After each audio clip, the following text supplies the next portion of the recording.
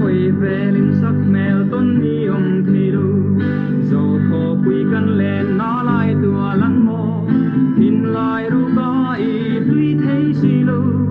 thôi ăn nghe môi chuan bị chín lệ mà để cả hai em chê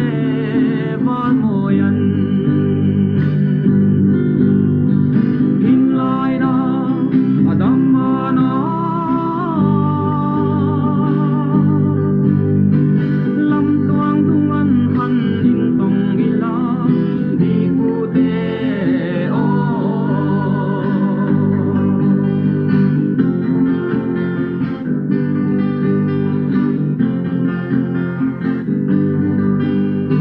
là nu leng đăng chiu lâm tuang thi